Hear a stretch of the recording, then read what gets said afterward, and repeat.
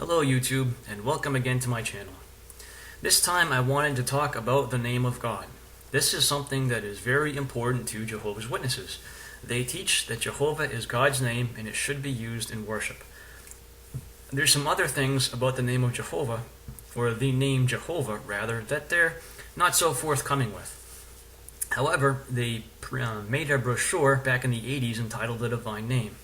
And I'm going to read some other things on page 8 about that. So it says, when it came to God's name, instead of putting the proper vowel signs around it, in most cases they put other vowel signs to remind the reader that he should say Adonai. From this came the spelling Jehovah, and eventually Jehovah became the accepted pronunciation of the divine name in English. This retains the essential elements of God's name from the Hebrew original. So what they're telling you here is they took the Tetragrammaton and they put vowel points for Adonai in the Tetragrammaton, making a new word that was not a word. So the word that became translated as Jehovah is a combination of two things, one of which is the Tetragrammaton, and the second of which is the word for Lord. So the article continues, which pronunciation will you use? It says, where though did pronunciations like Yahweh come from? These are forms that have been suggested by modern scholars trying to deduce the original pronunciation of God's name. Some, though not all, feel that the Israelites before the time of Jesus probably pronounced God's name Yahweh, but no one can be sure. Perhaps they pronounced it that way, perhaps not. So secondly, right there, they've just admitted that Yahweh is actually the more accurate pronunciation of God's name. So they've just told you two things. One, Jehovah is a word that is made by combining two other words, and it truly is not God's name. And the second thing is that Yahweh is more likely accurate. So an example that someone used to describe the word Jehovah is take the names of two countries, Germany and Poland. If you take the consonants from Germany and combine those with the vowels from Poland, you'll get Gormuna. I think that was the word. But anyways, obviously, Gormuna is not a word, and it means nothing, and it has no connotation. That basically is the same with Jehovah. It's a made-up word that never meant anything. And second of all, the Watchtower Society is aware that Yahweh is more likely the most accurate pronunciation available of God's name. And I recommend that you do your own research on this to prove for yourself and see what you think. So this raises a question though. If, as the Watchtower Society teaches, it is important to use God's name in worship, then why is it that they don't go for the more accurate Yahweh? Well, it doesn't really make sense. Instead, they're going out of their way to use this word that's a combination of two words, and therefore not really a word. And that is the name that they publish as the name of God. It's a name that they know is incorrect. Yet they continually publish that as if that's somehow important. Now think about that yourself. If someone was talking about you, but they used an incorrect name every single time they talked about you, would that really make you happy? So that kind of defeats their whole doctrine of how important it is to use God's name, because they're purposefully not even using the right name. So if they really believe it's that important to use God's name, why don't they use the correct one? That's only one problem. There's a second problem that they have. And this is that the Greek scriptures, the most ancient Greek manuscripts, do not contain God's name in them. So, based on the most ancient Greek manuscripts, the Greek part of the scriptures should not have God's name in it at all. The Tetragrammaton is not found there. So they have gone and reinserted their name Jehovah into the Greek scriptures some 237 times. But there is a big problem with this. First of all, they make the argument that God preserved the Bible in the correct form and there are no changes and there are no omissions. However, if knowing and using the name of God is that important, why is it that that name was not preserved in the Greek scriptures? They make the argument that sometime, perhaps around the 2nd century, scribes began to remove the name of God from the Bible, or from the Greek scriptures. So if they did that, and God's name is truly that important to them, how can we be sure they didn't change anything else? So if their argument is correct there, you basically have no basis at all to trust the Bible anymore.